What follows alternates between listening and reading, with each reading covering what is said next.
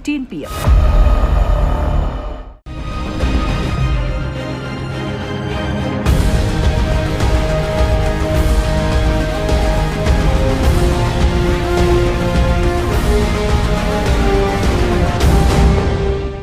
అయితే హైదరాబాద్లో ట్రాఫిక్ రద్దీని తగ్గించాలనే ఉద్దేశంతో మొత్తంగా కూడా చూసుకునే కనుక ముగ్ధా సెంటర్ నుండి కూడా 7 ఫ్లైఓవర్లతోని 7 అండర్ పాసింగ్లతోని మొత్తంగా కేబీఆర్ పార్క్ చుట్టూ కూడా అయితే ప్రభుత్వం ఒక నిర్ణయం తీసుకుంది. ఆ నిర్ణయం ప్రకారంగా చూసుకుంటే కనుక కేబీఆర్ దగ్గర ఉన్నటువంటి ఆ బాధితులు ఎవరైతే ఉన్నారో వాళ్ళ ఇళ్ళని కూడా వెళ్ళిపోతున్నాయంటూ కూడా బాధితులు మొత్తంగా కూడా నిలబడ్డ పరిస్థితి చూస్తున్నాం. చూసుకోవచ్చు కేబీఆర్ పార్క్ దగ్గర ప్రజెంట్ ఉన్నాం మనము.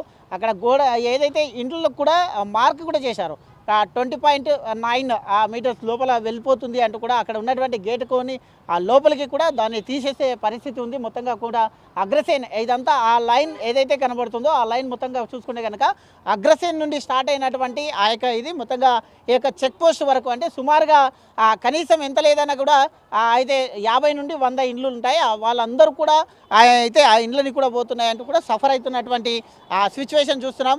మధ్యలో కూడా రోడ్డు మధ్యలో కూడా మార్క్ చేసినటువంటి సిచ్యువేషన్ చూస్తున్నాం. 79 మీటర్స్ అంటూ కూడా మార్క్ చేశారు. ఇక్కడ ఉన్నటువంటి ఏదైతే ఈ యొక్క చెట్లు ఉన్నాయో ఇవన్నీ కూడా తీసేస్తాం. అంటే సుమారుగా మొత్తంగా 20-30 సంవత్సరాల నుండి ఈ యొక్క చెట్లు కూడా ఉన్నాయి. ఈ యొక్క చెట్లను తీయాలంటే కూడా పర్యావరణ పర్మిషన్ కూడా తీసుకోవాల్సి ఉంటుంది. మొత్తంగా కూడా ప్రభుత్వం అదంతా ఏమి ఆలోచించకుండా మొత్తంగా ఏకపక్షంగా వ్యవహరిస్తుంది అంటూ కూడా ఆ బాధితులు మొత్తంగా ఇక్కడ చేరుకోవడం జరిగింది. మనతో పాటు బాధితులు కూడా ఉన్నారు, మాట్లాడించే ప్రయత్నం కూడా చేద్దాం. సార్ చెప్పండి, మెయిన్గా ఏంది ప్రభుత్వం ఈ విధంగా వర్క్ స్టార్ట్ చేసింది, మొత్తంగా పర్వాలేదు, అయితే అభివృద్ధికి ఎవరు మొత్తంగా కూడా అడ్డుకోలేరు. అయితే హైదరాబాద్లో రద్దీ తగ్గించే విషయం లోపల పర్వాలేదు, మంచిగానే చేస్తుంది. కాకపోతే ఇక్కడ మీ బాధితులందరూ కూడా మా ఇల్లు మాత్రమే వెళ్తున్నాయి, ఇక్కడ వన్ సైడే తీసుకుంటున్నారంటూ కూడా చెప్తూ ఉన్నటువంటి పరిస్థితి చూస్తున్నాం. ఏంది సార్ ప్రాబ్లం, ఏంది, నోటీసులు ఎప్పుడు ఇచ్చారు, ఏంది? మొదట మాకు నోటీసులు 2024లో ఇచ్చారండి. 2024లో మున్సిపల్ కార్పొరేషన్ వాళ్ళ సెక్షన్ 146 కింద మాకు నోటీసులు ఇచ్చారు. దాని ప్రకారంగా మీరు మీ కన్సెంట్ ఇవ్వండి, మేము ల్యాండ్ అక్వైర్ చేస్తాము. ఆ ల్యాండ్ అక్వైర్ చేసినప్పుడు వాళ్ళు సర్వే చేసినప్పుడు మాకెవరికి ఇన్ఫర్మేషన్ కూడా లేదు. వాళ్ళు ప్రతి ప్రాపర్టీలో మీ ఇంత ల్యాండ్ మేము అక్వైర్ చేస్తామని చెప్పి నోటీసులు ఇచ్చి మీరు కన్సెంట్ ఇవ్వకపోతే మీరు ఎంక్రోచ్మెంట్ కింద ట్రీట్ చేసి మేము మీ ప్లాట్ల ల్యాండ్ మేము లాగేసుకుంటామని చెప్పేసి నోటీసులు ఇచ్చారు. ఇమీడియట్గా దీనిపైన మేము కోర్టుకి వెళ్ళాం. కోర్టుకి వెళ్ళినప్పుడు హైకోర్టులో వాళ్ళు మీరు ఇట్లా ఏ విధంగా ఇస్తారు, మీరు 146 కింద ఈ విధంగా ఇవ్వటం లేదు అని చెప్తే అప్పుడు స్టాండింగ్ కౌన్సిల్ జిహెచ్ఎంసీ వచ్చి లేదండి మేము 146 కింద కాదు 147 సెక్షన్ దాని ప్రకారంగా మాకు ల్యాండ్ అక్విజిషన్ యాక్ట్ 2013 ఉంది. ఆ ల్యాండ్ అక్విజిషన్ యాక్ట్ ప్రకారంగా ప్రొసీజర్స్ ఫాలో అవుతూ మేము చేస్తాం తప్ప ఈ రకంగా మేము చేయమని చెప్పేసి ఆయన అండర్టేకింగ్ ఇచ్చారు గవర్నమెంట్లో. అప్పుడు ఆ అండర్టేకింగ్ ఇవ్వడానికి ఇన్స్ట్రక్షన్స్ కూడా మన జిహెచ్ఎంసీ నుంచే వాళ్ళు అది బేస్ చేసుకొని ఆయన స్టాండింగ్ కౌన్సిల్ అక్కడ ఇన్స్ట్రక్షన్స్ ఇచ్చారు. అయితే తర్వాత వాళ్ళు నిద్రపోయారు ఓ సంవత్సరం పాటు. నిద్రపోయిన తర్వాత మళ్ళీ ఆగస్టులో కొత్త నోటిఫికేషన్ ఇచ్చారు. కొత్త నోటిఫికేషన్ ఇచ్చినప్పుడు అదే ఏరియాసు మేము ప్రొసీజర్ ప్రకారం చేస్తామని చెప్పేసి మేము దాని ప్రకారంగా వెళ్తున్నామని చెప్పి చూపించుకోవటాన్నట్టుగా ఒక నోటిఫికేషన్ ఇచ్చారు. నోటిఫికేషన్ ఇచ్చి మమ్మల్ని మీ అబ్జెక్షన్స్ ఫైల్ చేయండి ఏదైనా ఉంటే అని చెప్పేసి వాళ్ళు మాకు ఇస్తే మేము ఇమీడియట్గా దానిపైన మేమందరం కూడా రెస్పెక్టివ్ ఓనర్సు అందరూ కూడా మేము మా అబ్జెక్షన్స్ ఫైల్ చేశాం. అబ్జెక్షన్స్ ఫైల్ చేసిన దాంట్లో ముఖ్యంగా మేము చెప్పింది ఏంటంటే మీరు ల్యాండ్ అక్విజిషన్ యాక్ట్ ప్రకారంగా మేము ప్రొసీజర్ ఫాలో అయ్యి మేము చేస్తామని చెప్పి ల్యాండ్ అక్విజిషన్ యాక్ట్ ప్రకారంలో 2 ముఖ్యమైన సెక్షన్స్ ఉన్నాయి.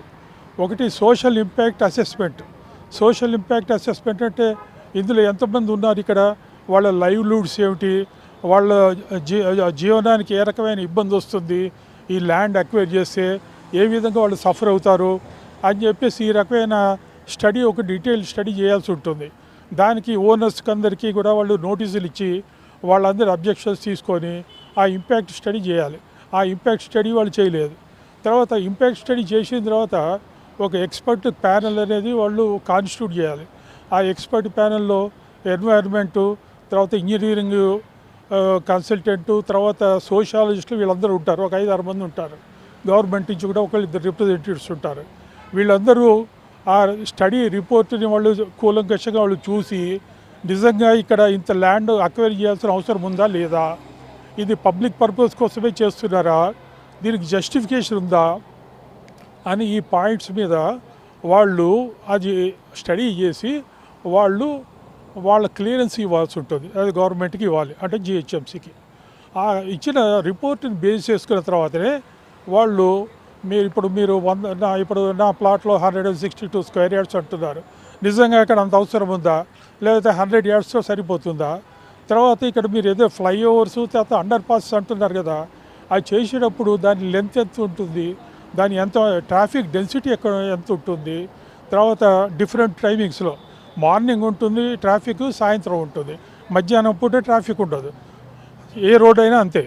సో ట్రాఫిక్ డెన్సిటీ ఎంత ఉంది, ఇవన్నీ స్టడీ చేసి ఎన్ని ఫ్లైఓవర్ లెంత్ ఎంత ఉండాలి, దాని ఎత్తు ఎంత ఉండాలి, దాని వెడల్పు ఎంత ఉండాలి, తర్వాత అండర్ పాసెస్ కూడా ఈ రకమైన డీటెయిల్స్, టెక్నికల్ డీటెయిల్స్ తోటి వాళ్ళు చేసి ఒక పద్ధతిగా ప్లాన్డ్గా చేయాల్సి ఉంటుంది. మీకు జిహెచ్ఎంసీ కూడా పిలిచింది, మీ అభ్యంతరాలు ఏమైనా ఉంటే రండి, సలహాలు ఇవ్వండి, సూచనలు ఇవ్వండి అని కూడా మిమ్మల్ని పిలవడం జరిగింది. మరి అప్పుడు మీరు ఇవన్నీ కూడా చెప్పారా? ఇవన్నీ కూడా దానికి సంబంధించి చెప్పాము. ఇప్పుడు నా దగ్గర కాగితం ఉంది, మేము ఇచ్చిన అబ్జెక్షన్స్ ఉంది, అది కూడా మీకు చూపిస్తాను. సో ఇవన్నీ అబ్జెక్షన్స్ ఇచ్చాము. తర్వాత ముఖ్యమైనది ఏమని చెప్పామంటే, మేము విరించి నుంచి మీరు అగ్రసేల్ సెంటర్ దాకా 100 ఫీట్ అని చెప్పేసి మీరు రోడ్డు ప్రపోజ్ చేశారు. దానికి 2 వైపులా మీరు ల్యాండ్ తీసుకుంటున్నారు వైడనింగ్కి. విరించి నుంచి కేబీఆర్ మన చెక్ పోస్ట్ వరకు మా ఇళ్ళ మీదకి పోయే రోడ్డు ఇక్కడ సడన్గా వచ్చి 120 ఫీట్లు చేశారు. యాక్చువల్గా మాసప్ ట్యాంక్ నుంచి వచ్చే ట్రాఫిక్ ఎక్కువ ఉంటుంది, అది పెద్ద రోడ్డు, అక్కడ ఎక్కువ ట్రాఫిక్ డెన్సిటీ ఉంటుంది. అక్కడ రోడ్డు ఏమో 100 ఫీటు, ఇక్కడికి వచ్చేటప్పుడు ఇక్కడ డెన్సిటీ తక్కువ ఉండే దగ్గర 120 ఫీట్లు. అంటే దీనికి ఏమిటో ఒక పద్ధతి, ఒక సైంటిఫిక్గా ఒక ఆలోచించటము, ప్లాన్ చేయటము అనేది ఏం లేదు. అక్కడ 100 ఫీటు, ఇక్కడ 120 ఫీట్లు. రెండవది, ఈ 120 ఫీట్లలో మొత్తంగా ఒక పక్కనే తీసుకుంటామని ప్రపోజ్ చేస్తున్నారు. దీనివల్ల ఏమవుతున్నాయంటే, మనకి విరించి మన అగ్రసేన్ నుంచి కేబీఆర్ పార్క్ వెళ్ళేటప్పుడు లెఫ్ట్ సైడ్ అన్ని ప్రాపర్టీస్ ఉన్నాయి. ఈ ప్రాపర్టీస్ అన్నీ కూడా రెసిడెన్స్ ఉన్నారు, ఎస్టాబ్లిష్మెంట్స్ ఉన్నాయి, కమర్షియల్ ఎస్టాబ్లిష్మెంట్ అన్ని రకాలు ఉన్నాయి. ఇవన్నీ కూడా కొట్టేస్తామని చెప్తున్నారు. దీనివల్ల ఏంటంటే ఒక్కొక్క ప్రాపర్టీలు కూడా 90 గజాలు 120 గజాలు నుంచి మొదలు పెడితే 350 400 గజాల దాకా కూడా ఉన్నాయి స్థలాలు వాళ్ళు అక్వైర్ చేస్తామని ప్రపోజ్ చేసినారు. మరి ఈ ల్యాండ్స్ అన్నీ ఒక సైడే మీరు చేయటం ఏంటి? మీరు విరించి నుంచి అగ్రసేన్ దాకా 2 పక్కల తీసుకుంటామంటున్నారు.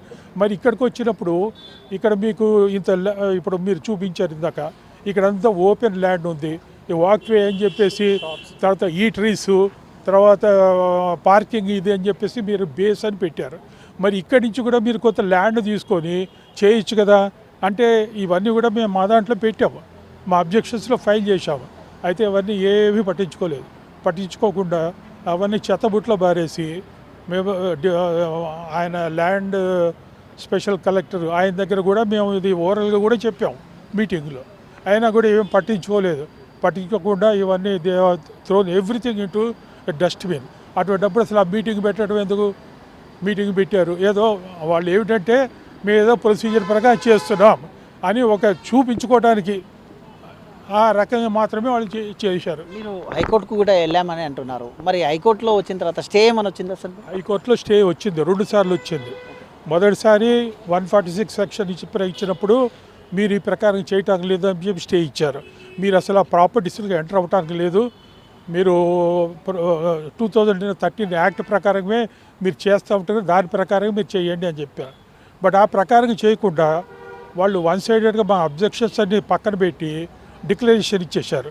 డిక్లరేషన్ మన జనవరిలో పేపర్లో పబ్లిష్ అయింది.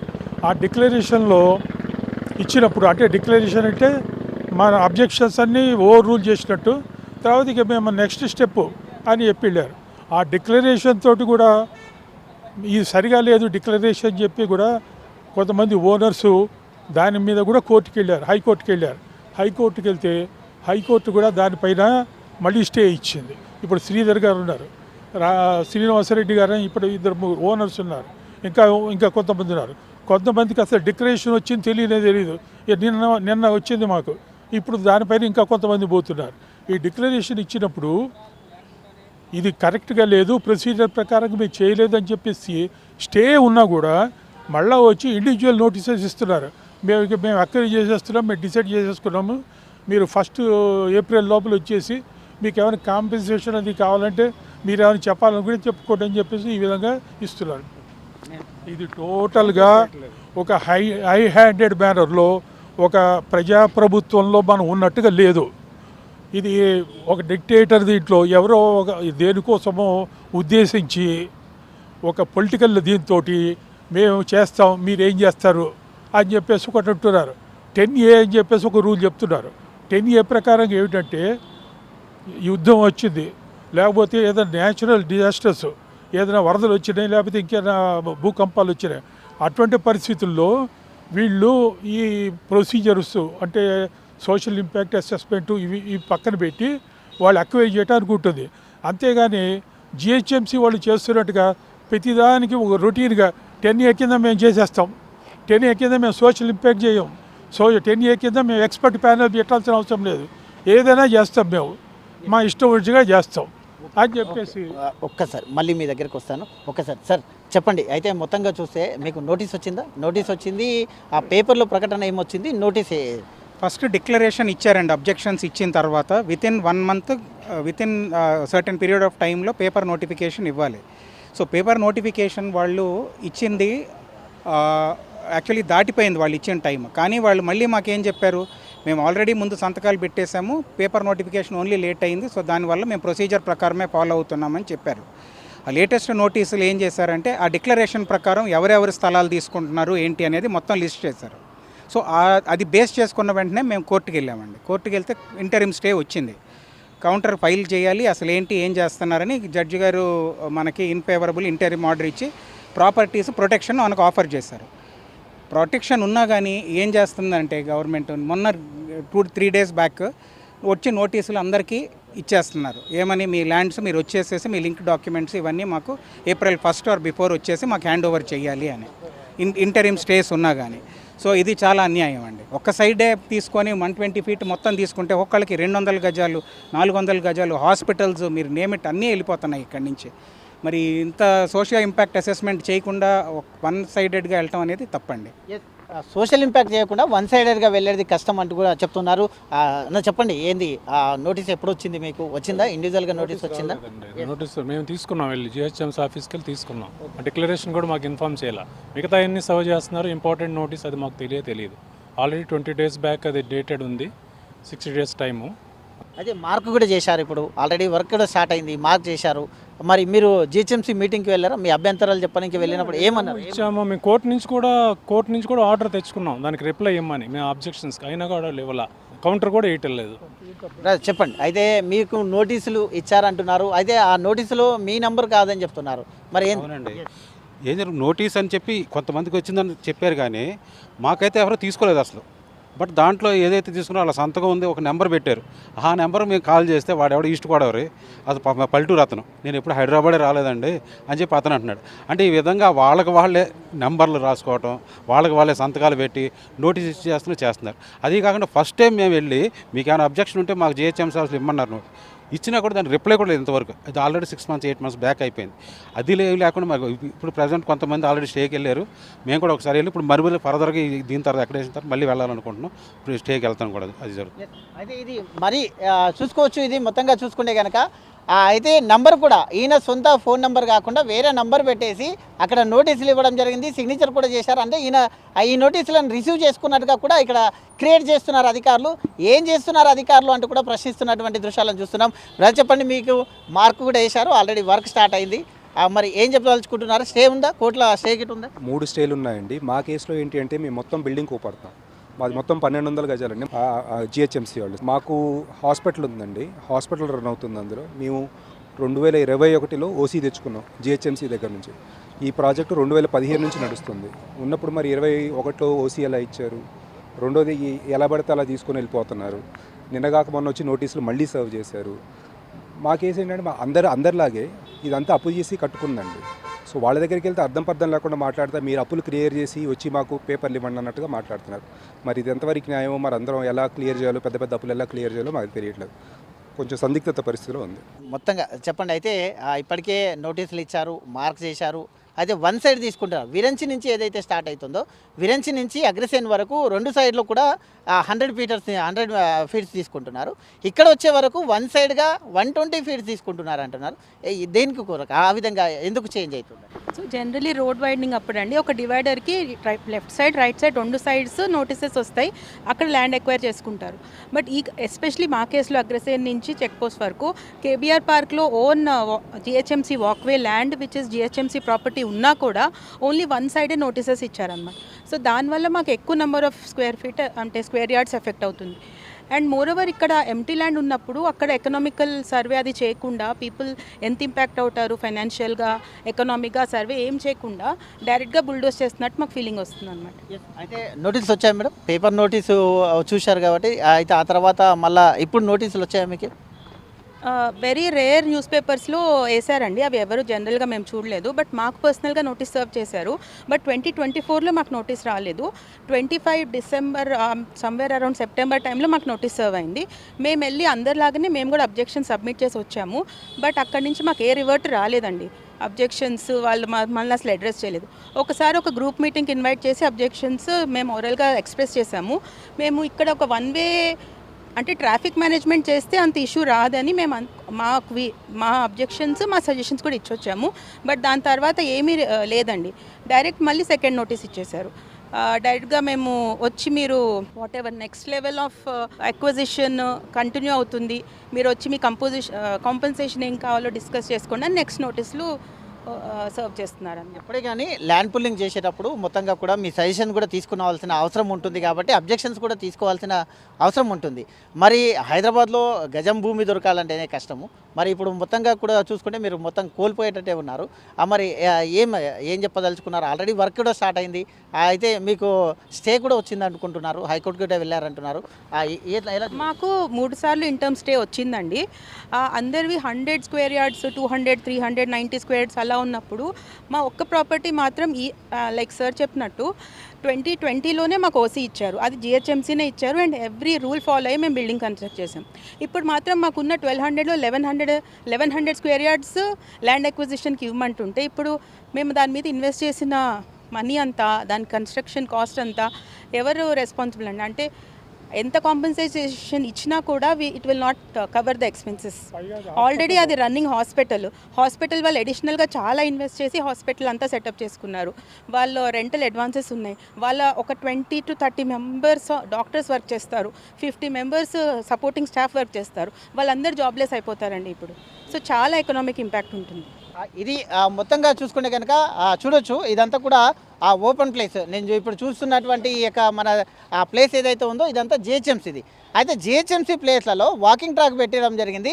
ఈ ప్లేస్ని వాడుకోవచ్చు. ఈ ప్లేస్ని వాడుకున్న తర్వాత ఒకే సైడ్ తీసుకోవడం వలన అక్కడ మనం ఏదైతే ఇప్పుడు వీడియోలో చూస్తూ ఉన్నామో అక్కడ ఉన్నటువంటి ఇండ్లు ఒకే సైడ్లో తీసుకోవడం వలన ఇబ్బంది అవుతుంది. కాబట్టి 120 ఫీట్స్ అంటే ఇక్కడ రోడ్ పైన ఏదైతే నెంబర్ ఉందో 79 అని నెంబర్ వేశారు. ఆ జిహెచ్ఎంసీ చెట్లు కూడా కనబడుతున్నాయి కదా మనకు, మధ్యలో చెట్లు కనబడుతున్నటువంటి క్రమం లోపల అక్కడ ఉండేటటువంటి ఇండ్లు ఏవైతే ఉన్నాయో ఆ మొత్తంగా కూడా అగ్రసేన్ నుండి మొత్తంగా ఈ యొక్క చౌరస్తా వరకు మొత్తంగా చూసుకుంటే కనుక ఈ యొక్క సర్కిల్ వరకు ఉన్నటువంటి సుమారుగా 100 నుండి 150 ఇండ్లు ఉన్నాయి. ఈ ఇండ్లు మొత్తం టోల్గా కూడా వెళ్ళిపోతుంది అంటూ కూడా బాధితులు చెప్తున్నటువంటి. ఇప్పటికే హైకోర్టుకు వెళ్ళాం, దీనిపైన స్టే కూడా ఉంది.